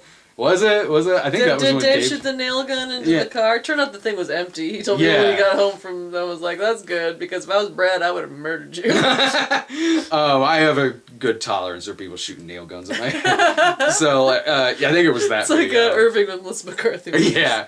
So but no, I wasn't paying attention. But they're talking about it on SNL the other night. It was I guess John Mulaney and Pete Davidson had gone to see it in the movie theaters. Oh. They were talking about how like it was like old person, not old person porn, but like old person like all the like an old person superhero because he can like drive competently and he has like a threesome in it. Twice in the movie. Why? Because it was... Is it with other old people? No. Then fuck him! No, like the cartel that he's working for, like, set him up with a couple of girls at some party. And it was... The movie was kind of a mess because on the one hand, when the movie sort of worked, it was about this guy who clearly has a lot of remorse for some things in his past, and it sort of felt like it sort of felt like a lot of that was going on in this movie, but then something like that would happen. Yeah, but is that because like doesn't he have like a grandkid that he's close with his grandkid, but he's not close with his daughter. Like, so in terms of like how old these women are that he was having sex with, like which age group would you put them in? Would you say? Well, older than his granddaughter. You're gonna ballpark it. Or not older than his granddaughter. I'll at least say not that makes it any. But like, no. So the movie was messy in that regard. But I mean, like it was one of those movies where you could tell was put out quick because it could have used another re-edit and it could have tightened it up a little bit. But compared to 1517 to Paris, I was like, well, at least he's got another movie this year, and it's not as bad as that one. And he gets to have 2 threesomes in it. Yeah, and he gets to do that. Like, so, no, maybe that's why the movie was turned out so fucking quick, where he's like, I can't have this be my only movie this year. What, number 2? Dog Days. Okay, I know what number 1 is now. Yeah, you sure do. So Dog Days, you mentioned in the review that it's the most frustrated you've seen me at a movie since 50 Shades of Black. Oh, was it really? Because it was one of those movies where, since it was just a series of vignettes, again, it was that sensation of being out of time, where it's like, I've been watching this movie for a week, just watching people have dogs and the foibles of dog having ship, and just like, I don't not like dogs. I have a dog, but I'm not one of those people who's like, oh my god, my dog's like a little person. Let me tell you about the day he had. No, he's a dog. He lives in my house. I give him some food. I let him poop, and I pat him on the dog head when he does something cute. Yeah. And that's the entirety of our relationship. I'm not gonna, like, even if a well-made movie about like a dog friend, I'm gonna be a little bit bored in. And this was a poorly made movie about 20 dog friends. Starring comedians that normally I fucking like. Yeah. Like, it's got Adam Pally in it, it's got John Gabris in it, it's got Tig Notaro in it, it's got Tom Lennon in it. This was your Again. 17 to Paris. It's got comedians in it I like. Yeah, John Gabris sings Amazing Grace. Does the he? entirety of Amazing Grace in this movie to a guy whose dog has just died, because that's how sad it is that the guy's dog has just died. I feel like I'm having flashbacks talking about it. Makes you miss Tequila and Benetti, huh? Yeah, no, for sure. This was your show, this movie dogs. also, all poodles are girls. Well, yeah, I mean, that's just science. There's one fucking dog that wears a helmet that's got googly eyes on it, and every time it shows up, it's to great fanfare, like, oh sweet, here's that googly eyed helmet dog. We can all just coo at that for 10 minutes while fucking nothing happens in the background. Mm-hmm. Yeah, I mean, I sat there watching this. I couldn't remember that you hated this movie that much. Barely a movie. No, it's basically one of those Gary Marshall type movies, like Mother's Day, Valentine's Day, New Year's Eve. Only it's about dog people. Yeah. I sat there like a lot of these movies where I'm like, I'm not a dog person. I don't. That doesn't mean I dislike dogs. I don't at all. But I'm clearly more of a cat person. I have an animated series based on my cat. Uh-huh. So watching this, I'm like, I like a cat dynamic. Like a cat just kind of lives in your house, and as well as you're put your guns at each other. They'll come sit in your lap, and you'll have a moment. But it's not doesn't need to be in your zone every hour of the day. Well, because cats are kind of like little people. Yeah, dogs are not like little people. They're just dogs. Yeah, cats. When I say to Lloyd, "Hey Lloyd, come here." Sometimes he does, sometimes he doesn't. I know he understands me. He definitely understands me. Mm-hmm. He just maybe doesn't feel like it at that point to come over. He's like, no, I don't feel like doing this right now. Sorry. So when I see a movie like this, I'm like, all right, would I like it better if it was a cat movie? I'm like, if it was a cat movie, it'd be a different kind of movie, especially considering how I think it's going to be a cat that defeats Thanos. So it would be a superhero film. And I mean, if it was a cat movie, I still wouldn't like it. Unless it was a movie about my specific cat and how adorable she is. Mm-hmm. No, not really. It would just be a different kind of movie. Mm-hmm. Maybe about just people. Almost every once in a while you'd see a cat run past in the background, like the fucking pig in Magic Mike. Yeah. I mean, you know what? If it were a cat movie, it would be way better, because one of the best comedies of all time is the original That Darn Cat. Yes. There would be bank robbers, there would be cops, there would be a lot of shenanigans. There would be an FBI agent incapable of tracking a cat in a 3-block neighborhood. Uh-huh. The cat. You haven't seen Walt Disney's That Darn Cat. For the love of God, see it. It's still one of my favorite comedies to this day. It's a good movie. It is. She's got a boyfriend, his name is Canoe. He's the dumbest man on Mars. When he sees the help watch on the back of DC the cat's neck, he's like, wow, 10:15, I gotta get some sleep. Watch this movie, seriously. And also, just that cat compared to the dogs in the other movie, that cat, DC, can act its ass off. It can. This dog's just kind of sat there. It wasn't even about the dogs. It was about that one dog with the helmet, and even then, he just sat there. He just sat there with a helmet with googly eyes on it. But the other ones were just about people who own dogs and the interactions they were having while a dog stood there next to him, being extremely well behaved for a dog. Yeah, this was one where I think when I said to you there's some movies where I can't remember if you liked or not. And this, I think, was maybe in my head. Not that I thought you liked this movie, but it was more so one of those, I can't remember if you hated this or was just kind of about it. Apparently, I was way wrong. Again, this is one of those ones where at one point, you said you looked over and I just kind of had my head resting on the railing. Because it was just, I was so weary from the movie that I just needed to rest my noggin for a wee bit. Yeah, it was one of. That's probably why I'm having trouble remembering a lot of this film. Well, what's your number 2? My number 2 is Death of a Nation. Okay, I'm just gonna put my head down. You're gonna get sad again. Yep.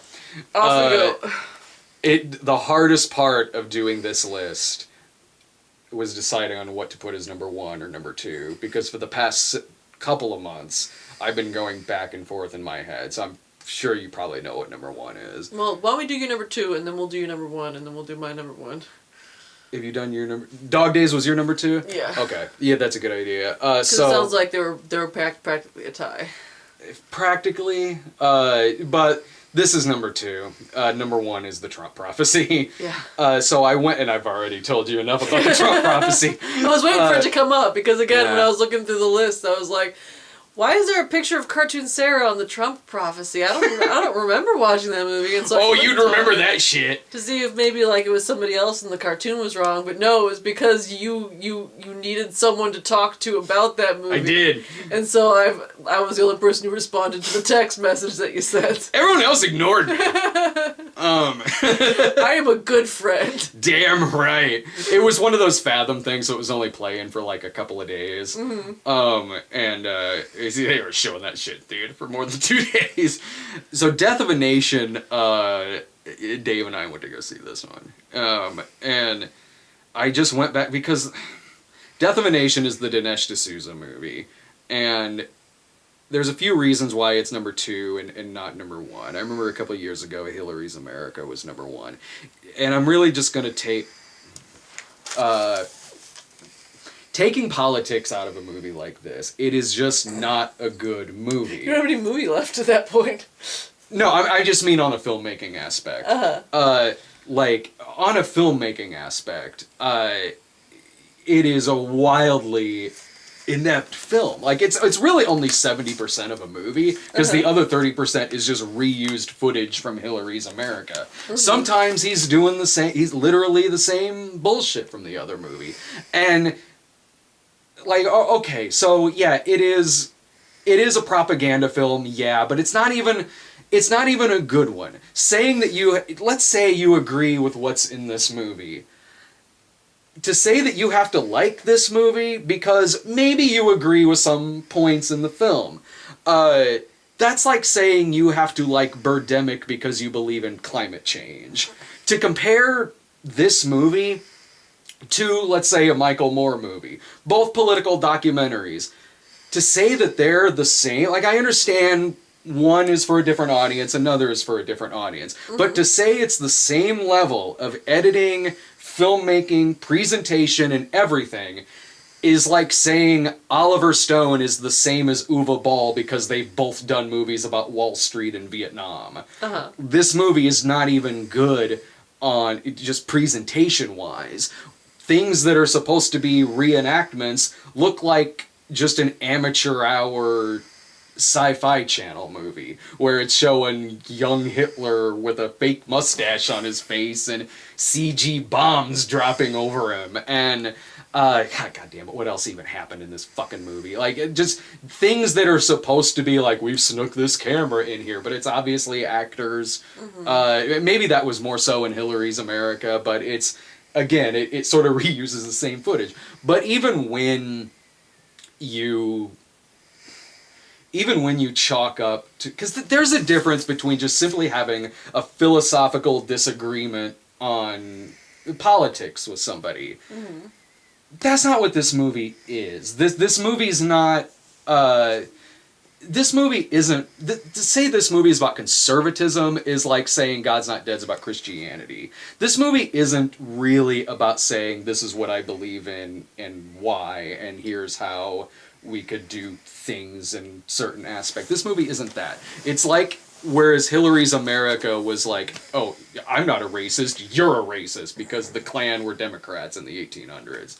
This movie is like, I'm not a Nazi, you're a Nazi, because Hitler wanted universal health care. So there's a part in the movie where it's narration and he's saying... persecution complex. No, yeah, it is. It is, and it's not even a well-made movie beyond that. Like, so it has a scene where he's saying, like, Hitler was for universal health care. Doesn't that sound a little bit like Bernie Sanders?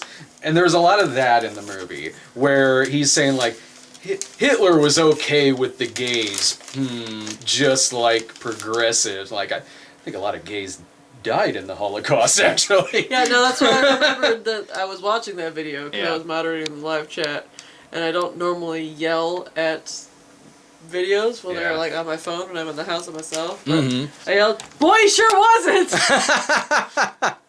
So you got to see Dave's anger live as well. I had to plug something back into the camera there for a sec. Dave was way more mad watching this, about like he was in the other movie.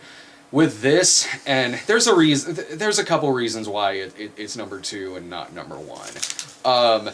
There's a couple of parts where it's like, this motherfucker is coming almost close to having a semblance of a point or conversation a couple of times in the movie, one of which, both times he mucks it up, but one of which is where he's showing like people really making light of Trump running for president and not taking it seriously, and I'm like, okay, yeah, fair. Like, I thought the same thing when this was going on. But then he says, like, then he goes and says, I didn't really want him to run either. And I'm like, what the fuck are you giving other people shit for? I'm like, this movie's only being made because Trump pardoned him. And the fact that I'm seeing this movie in which Trump is being compared to Lincoln in a way that's like comparing presents to the skyline of Jerusalem. Yeah. Watching that in Springfield, Illinois, it's like they may as well have had like a John Wilkes Booth documentary playing here, and trying to convince me that he supported the Union. And He supported part of the Union. well, that's true.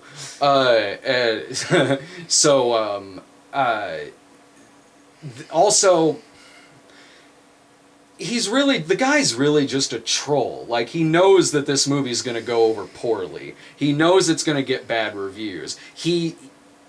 There's a difference between the kind of filmmaker he is and maybe another political filmmaker is, where it's like, it's less that he's really trying to get a point out there, and more he just wants to troll people. He specifically sends this movie out to people who he knows are going to hate it and are going to walk out of the movie or put it on their worst list. Like, he relishes in that. He relishes in the movie having 0% on Rotten Tomatoes, which makes me think that this movie only being number 2 instead of number 1 is a big insult towards him.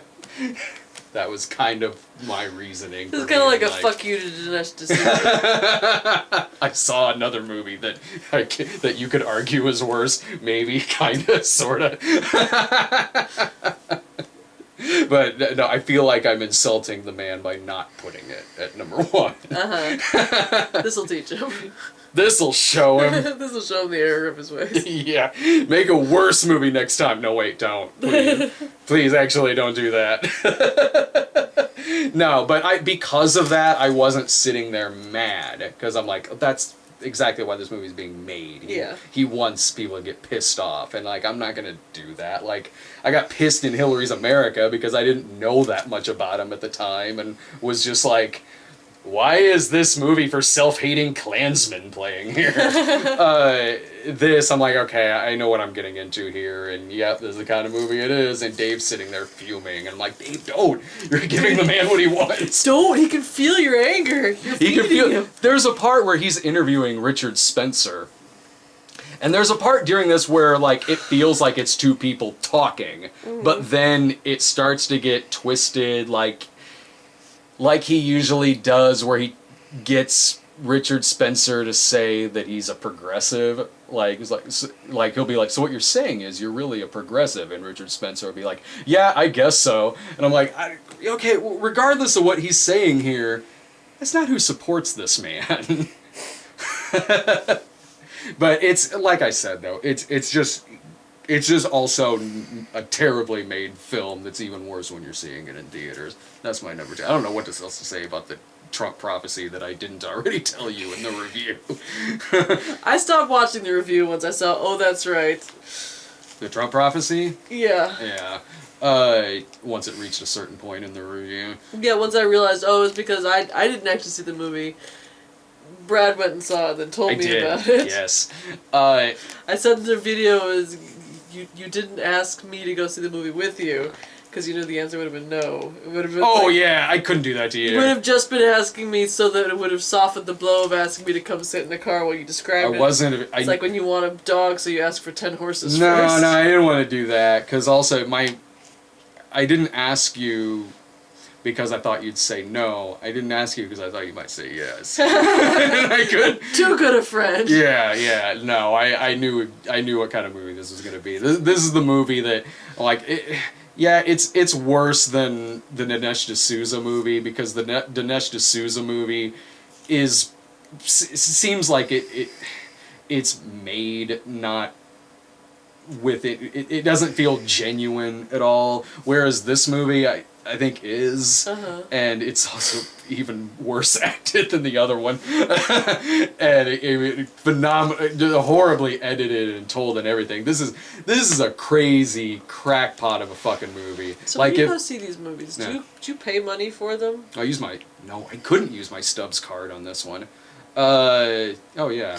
That's disappointing. Well, I gotta see the movie somehow. Buy a ticket for Show Dogs and sneak in. Show Dogs? Sir, you've seen Show Dogs an uncomfortable amount of time. We know you saw that movie already. Yeah, why are you going back to see this, sir? Fishy in Denmark or whatever the shit. I don't want to get in trouble at the movie theater. I have to be there. No, like it was funny when I got out of the Trump prophecy and the employees were like, "So wasn't it?" Like, oh, well, let me tell you. Well, I'll tell you. If ever you needed a movie that really like makes this whole thing look like a cult. Yes, I did do that. Thank you. It's this, where they're blowing up ram's horns into the sky to signal to God to cause a miracle to help Trump win, because a firefighter has PTSD, which caused him to dream about CG demons harassing him, and a white orb showing up in front of his bed, which when he wakes up, then... like Trump is on TV talking about when he's the economy. With the...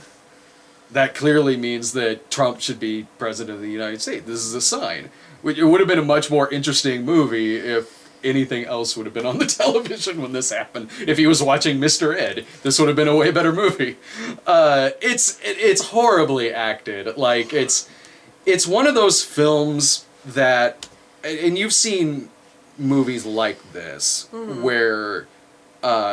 It's obviously about somebody who needs like serious, like therapeutic help. Like Mom's Night Out. Yeah, like Mom's Night Out.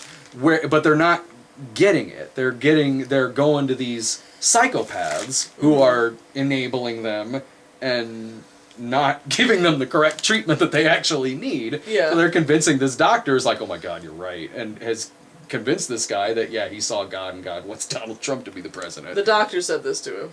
Yeah. Oh, yeah. The doctor says because doctor, like like a doctor at some organization the guy belonged to, I think, because the doctor's wife, who then kind of becomes the main character of the movie, who is like this evangelist or something like that, who's calling these people to make this guy's God vision come true. So she's calling people, going like, "This happened. We need to support Trump," and the guy on the other end of the line will be like, I don't know, I don't really much like that guy. He doesn't seem like a good guy. It's like, yeah, but this dude saw God, the God orb, and God orb said to do this. This is an insane movie. Like, you could, regardless of who a political figure is, I realize that both of these movies are about Trump, but even taking Trump out of that, let's say this was about any politician. It's still a movie, a poorly made movie, a poorly acted movie. It's still a movie that is about someone saying that this is a true story, that this actually happened, that this guy actually saw this. It is still a movie that is saying this floating white God orb told me that the man on television should be president of the United States and we should blow ram's horns up in the sky to make this happen. I don't care what politician you are. I don't care if you're Trump. I don't care if you're a politician I like. That's a batshit movie. It's a terrible movie. I mean, clearly I'm not a fan of Donald Trump, so that kind of makes it worse. But but even taking that out of it, regardless of who this movie was about, this would still be #1 on my list. It really is that fucking bad. And they don't even say really like why we should be supporting this person beyond. It's like, oh, I don't like Donald Trump. He's not a very good person. It's like, there's no argument to that point. It's, God said he should be president. The most unchristian man. Yeah. Yeah, it doesn't go beyond that, really. It doesn't get into any policy, really, or anything like that. It is just God Orb said that this should happen. So is there like a bad guy trying to keep Trump from being president? I think the villains were the people I was in the audience with. I'm seeing some red hats out in the wild. I still got like a sore thumb in that theater, man. Shouldn't wear a hat in the movie theater. I don't know if I'm one to talk. Oh, yeah, no, that's true. Yours is blatant support of White Castle. Hey, you know, White Castle, white supremacy. Maybe I was in the right theater. No, you know what? Like, I was glad I was there by myself and that Dave was busy because that was a crowded theater, and I'm like he would have made a scene. Yeah. Like, Dave, you need to get out of here, man. I see a lot of bad movies. He's got the shit kicked out of him like the guy with the Nazis in the cabaret during the slap song. Yeah. Well, so that's my number 1 and number 2. My number 1, as I'm sure you've guessed by now, was The Possession of Hannah Grace. That was not what I thought it was going to be. No, I'm joking. Oh, shit. I'm like, I was like, man, you really... I got you. I was there, but I was like, did you hate this movie more than I thought we both gave it a rental. We did. See, I've actually got it at the bottom. I scratched it out. Oh, okay. I was like, shit, this movie did not sit well with you afterwards. I hated the Hannah Grace. I hated the Possession. I hated that Nick Thune died. No, it was Life Itself. Okay, I was like, all 10 of these movies you like better than Life Itself? It's funny, because Life Itself is my number 1, and Life Itself is your number 10. This is my number 10. So I have to assume that since there's no overlap, that means that our lists, basically, you could just stack them on top of each other. Yeah. No, I'm just saying it goes in order. Like, mine is 20 through 10, then yours is 10 through 1. Add in, like, Holmes and Watson in there. And, yeah. I don't care what you say, man. The Holmes and Watson preview made me laugh a couple times. The movie wouldn't have. More time than I laughed at. I feel pretty. But Life Itself. What can be said about Life Itself that wasn't already said in our review?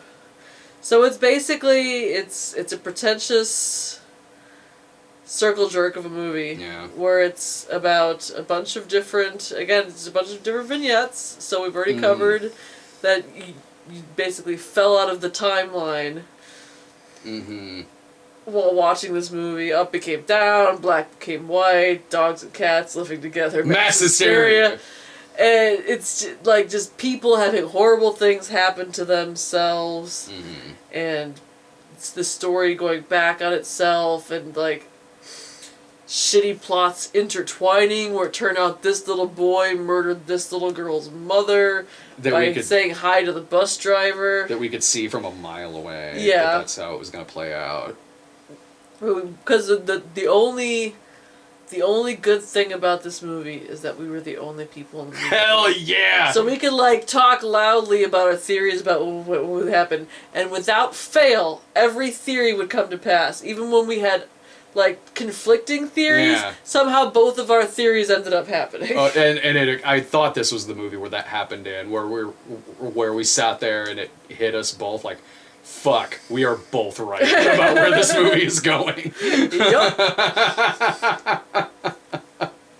Like literally in the first 5 minutes we knew it was going to be a trip because we're on 2 people that aren't even in the fucking rest of the movie with the Samuel L. Jackson voiceover talking about how cool this guy is and like we should pan in on his face and well, let's talk about this guy. And, oh no, he got hit by a bus and died. This movie's a trip. I'm out. And then Samuel L. Jackson just leaves. Yeah. So I guess it opens with 3 people that aren't in the rest of the movie. Yeah, Samuel L. Jackson just bails from this movie. He's like, whoa, fuck it, I'm out. Gonna take my Kangol hat, take my other Kangol hat. Never seen again.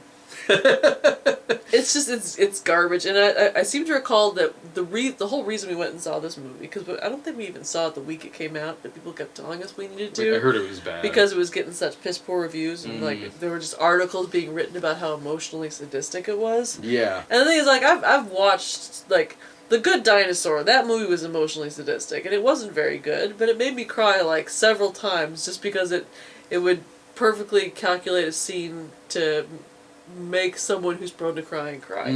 Life Itself didn't even pull that off competently. You didn't cry in this film? No, I didn't jerk tier 1 in this goddamn movie, and like they were killing people left and right. There's one scene where Oscar Isaac like pulls out a gun and shoots himself in the face, and that gave me like a feeling of dread in my chest as I realized that's what he was going to do.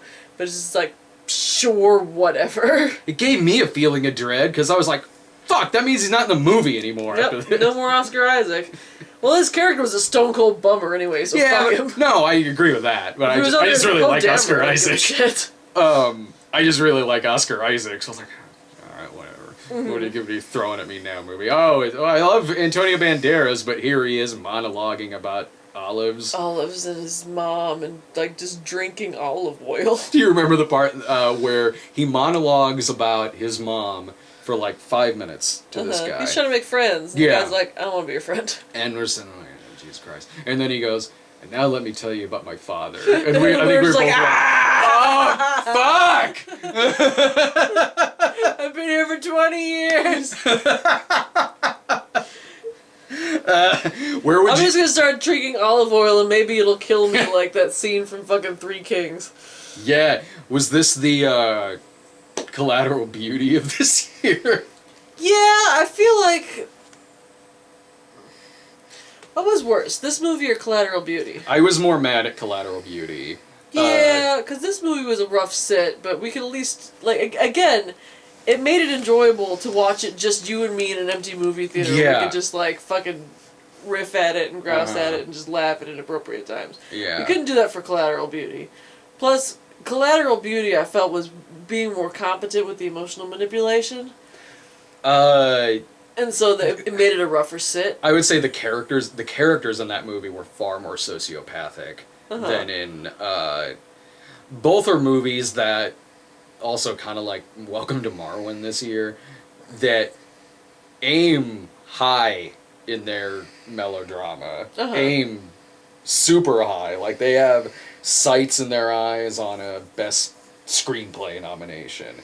And it just becomes so obvious and fake, really. And Life Itself was like that. It was like one of those, like I said in the review, and probably when I was did number 10, where it was like, it felt like one of those reject post-Pulp Fiction, trying too hard to be hip mid-90s movie. Well, it referenced Pulp Fiction several times. So several times. It was like, it was aware that it had its tongue up Pulp Fiction's ass, and it made sure that we were aware that it had its tongue up Pulp Fiction's ass. Do you watch This Is Us? That's from the guy who made this movie. Because again, I don't like being emotionally manipulated. I at least hear that's just better at it than this. Because, I mean, that has good reviews and this doesn't. So, I mean, I'm assuming that simply just kind of feels more human, maybe, or maybe less up its own ass. The closest thing is that I watched the first season of Westworld and I really enjoyed it. Yeah. And I tried recommending it to my brother, and he said, "No, I'm not watching that. It's Westworld? Yeah, it's grimdark." And I'm Sure. like, "Well, what's grimdark?" He said, "Well, it's when movies like upsetting on purpose to get a reaction out of its audience." Yeah. So I guess to some extent Westworld does do that. There's a lot of awful lot of rape and violence for the sake of inflicting rape and violence on these androids. But I feel like around that, there's enough interesting plot and suspense and forward momentum to get me through that shit. Whereas movies like Collateral Beauty and Life Itself, and probably This Is Us, if it's in any way comparable, it's drags to a thudding halt to fixate on these moments where it's trying to bum you right the fuck out, and then it'll move on. You know, I want to. If it's gonna do that to me, I want to drive past it. I don't want to just stop and take pictures. No, I'm glad we were there. Do you remember when I turned to you like 20 minutes in life itself and was like, I'm so glad we're doing this? I do remember that. I do remember that, and I am glad we watched it because at least I got a movie on my my bottom 10 that was on your bottom 10. There's the one, and mine it was tied with another movie on mine, so I still had 10 movies you didn't see. Yup. It made me wish. It made me wish you were there when I went to go see Welcome to Marwen. I didn't want to, because again, isn't that the movie where he gets like beaten so badly he suffers brain damage, and in order to cope, he makes like a Barbie doll village? Yeah. Yeah, I don't want to watch that. Fuck that. It came out like during the holidays. I think it came out some weekend where you were out of town, and I guess between Life Itself and Collateral Beauty and a few other movies we've probably seen like this, you're just what I think of when it comes to these movies. Oh, thank God. like Welcome to Marwen, like he builds a doll village because he's got PTSD and like got almost beat to death. Well, that has Sarah written all over it. It sure does. No, I don't know. One of the first movies I remember seeing in theaters was Welcome to the Dollhouse. Do you remember that movie? Oh, yeah. That movie was a stone cold fucking bummer. I wasn't a fan of I had nightmares that. about that movie. Yeah, no, I wouldn't. It has its audience. I'm just not really in that.